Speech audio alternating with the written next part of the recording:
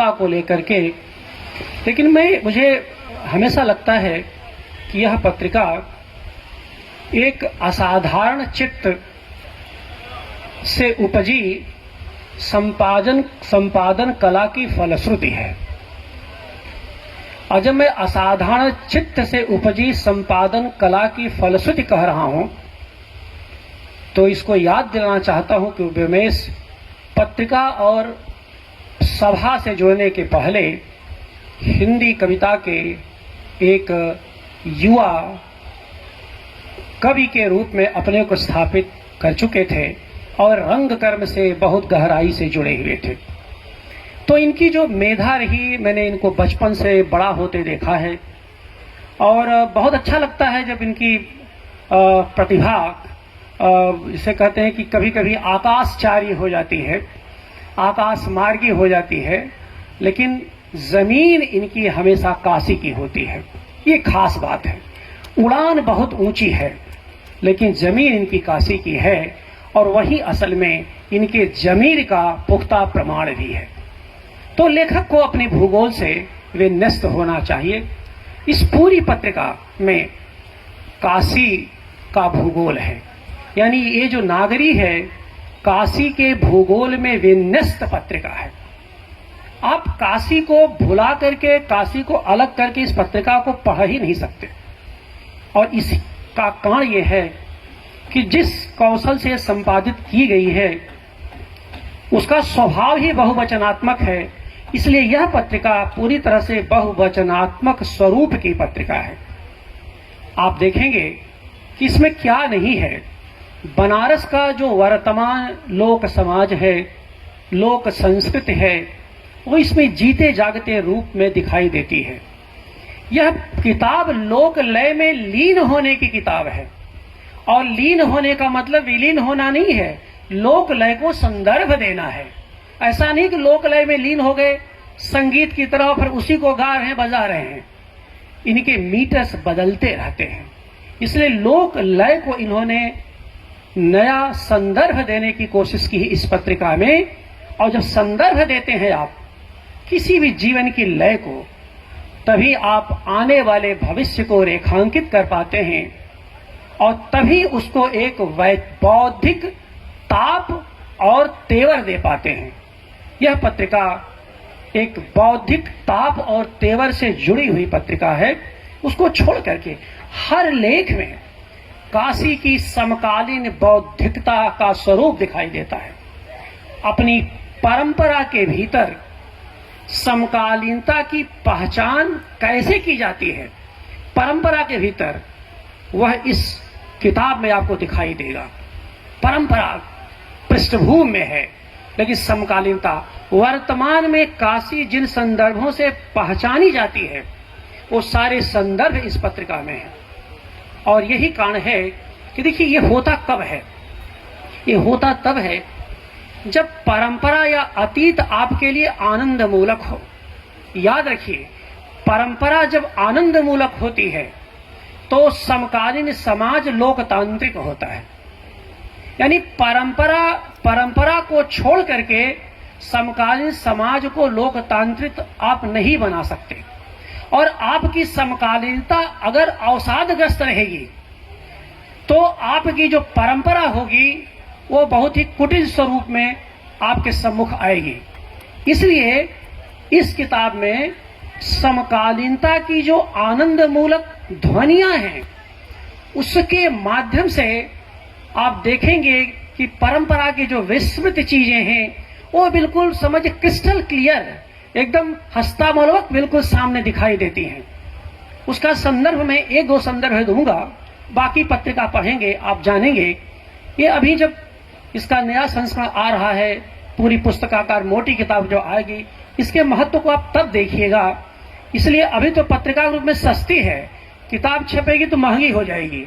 इसलिए आप अगर अभी पढ़ लें इसको तो ज्यादा अच्छा है। अब देखिए, जिस दरबार में, संकट मोचन के दरबार में आप बैठे हुए हैं, जिसकी चर्चा हो रही है, इसमें महंत जी का एक लेख है। अब यहां आप सब जानते हैं कि संकट मोचन जो 6 दिन का महोत्सव हो रहा है, उसमें पिटारी, प्रसाद के रूप में पिटारी मिलती है। वह पिटारी का इतिहास अद्भुत मैं नहीं जानता था। मैं जिस पत्रिका को 6 महीने पहले पढ़ा तब मैंने जाना कि वह पिटारी केवल इन्हीं 6 दिनों के लिए बनाई जाती है।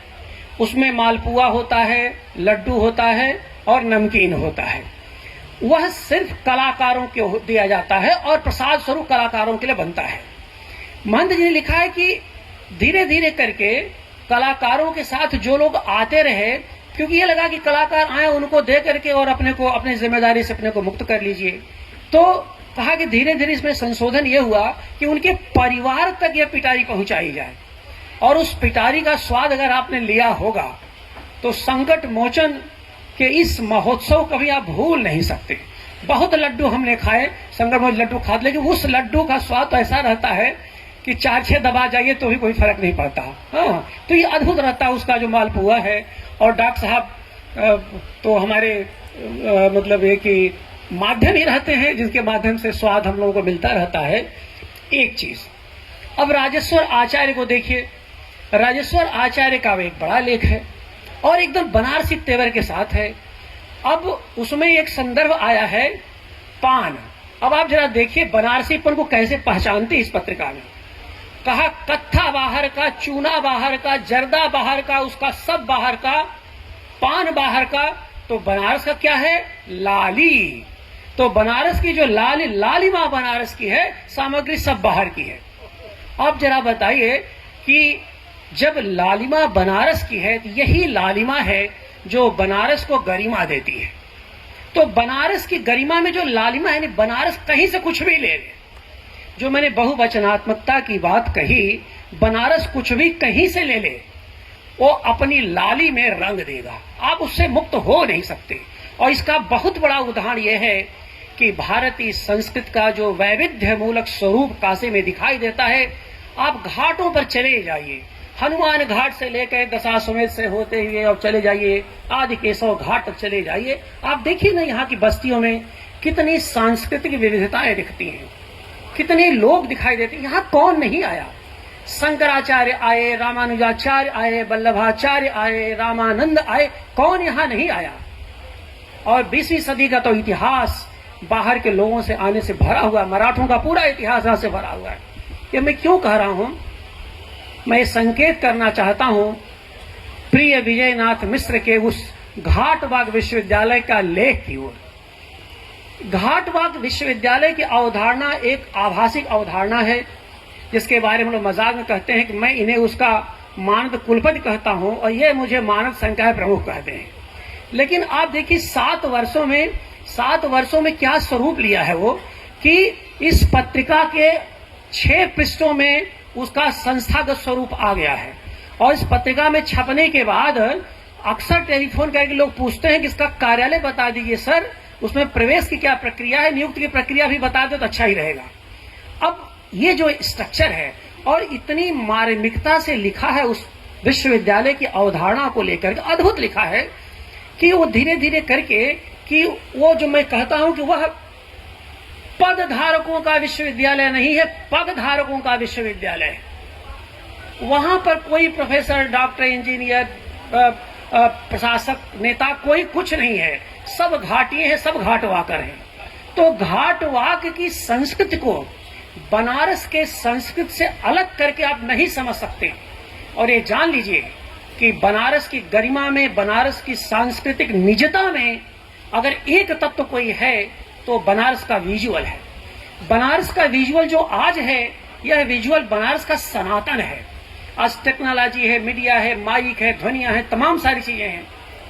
आज के 1000 साल पहले गंगा जिस वलय को, जिस हार का स्वरूप लेती है, घाटों को स्पर्श करती हुई, वो अद्भुत है। और बनारस अपने इसी विजुअल्स के कारण पहचाना जाता है। और बनारस के विजुअल्स को जिसने समझा, वह बनारस के विजन को समझेगा और वही विजनरी होगा, वही दृष्टि संपन्न होगा। व्योमेश की इस दृष्टि संपन्नता में बनारस का विजुअल्स की भूमिका निर्णायक रही है। इस विजुअल्स को, और मैं बार बार कहता हूं, आप पैदा बनारस में होइए, आप जवान बनारस होइए और समाप्त बनारस में हो जाइए। बनारस तब तक आपको स्वीकार नहीं करेगा, चाहे जितनी गालियां देते रहिए। जब तक बनारस के आत्यंतिक विजुअल से आपका जुड़ाव नहीं होगा, इससे जब तक आप इसके लोक जीवन से, लोक समाज से संवाद स्थापित नहीं करेंगे, तो संवाद धर्मिता, सहजता इस बनारस की संस्कृति का आत्यंतिक धर्म है, गुण है, जो इस पत्रिका में पूरी विश्वसनीयता के साथ प्रकट हुआ है। इसके अलावा इसका जो सांस्कृतिक दस्तावेज रूप में, अब देखिए, एक बड़ा हो हल्ला हुआ, तमाम लोगों ने प्रेमचंद की मृत्यु के समय बनारस में केवल कुछ ही लोग थे, एक मुट्ठी भर लोग थे। व्योमेश ने तर्क के साथ, प्रमाण के साथ इस पत्रिका में उसे आखिर में दर्ज किया है। उस पर बड़ा विवाद हुआ सोशल मीडिया पर, आप सब जानते हैं जो सोशल मीडिया जुड़े हुए हैं। लेकिन आज की एक कटिंग को आधार बना के बताया कि बनारस कृतज्ञ नहीं है, बनारस अपने पुरखों के प्रति बहुत ही कृतज्ञ समाज है, और बनारस से अधिक कृतज्ञता तो किसी समाज में दिखाई नहीं देती। उसे समझने की जरूरत है, उसको आरोप की तरह मत लीजिए कि बनारस ऐसा है, बनारस वैसा है। तो बनारस से जो मुठभेड़ करते हैं व्योमेश, उसकी सांस्कृतिक जीवन में जो आवाजाही करते हैं, वो इनके स्वभाव में भी दिखता है, इनके वक्तृता में भी दिखता है, और इनके लेखन में दिखता है। तो जो बनारस के जीवंत स्वरूप होते हैं, जिन लोगों को मैं मानता हूं, उसमें एक व्योमेश भी हैं। हमारे विजयनाथ मिश्र तो अक्षत स्वरूप हैं ही, क्योंकि मैं बार बार कहता हूं कि अगर बनारस में मुझे ये न मिले होते तो मैं थोड़ा कम बनारसी हुआ होता, कुछ ज्यादा बनारसी हुआ इनकी वजह से। इसलिए बनारसीपन का जो दोष भी है वो इन्हीं के हिस्से में है, मेरे हिस्से में नहीं है। तो ये खास बात है। इन्हीं कुछ शब्दों के साथ आज के दिन मैं व्योमेश को इस रचना संसार के लिए, इस संपादन कौशल के लिए अपनी बधाई देता हूं। प्रिय विजयनाथ मिश्र लगातार जो कंधे से कंधा मिला करके इस साहित्य मंच का संयोजन कर रहे हैं, उनको मैं शुभकामनाएं और बधाई देता हूं। और कल तो असल में मैं जब भीड़ देखा तो बहुत हम लोग निराश थे। मैं व्योमेश से कहा कि जो कल वाला कार्यक्रम तुम्हारा वाला होगा, इसमें यह माहौल तो नहीं रहेगा, लेकिन भगवान संकट मोचन की कृपा, उससे तनिक भी कम माहौल नहीं, पूरा सभागार भरा हुआ है और इतने सारे विद्वान सुन रहे हैं। तो जो साहित्य के मंच की सार्थकता जो आपने बनाई है, रह करके, सुन करके, खड़े लोग तमाम सुन रहे हैं, तो इसके लिए हम सब आपके बहुत कृतज्ञ हैं।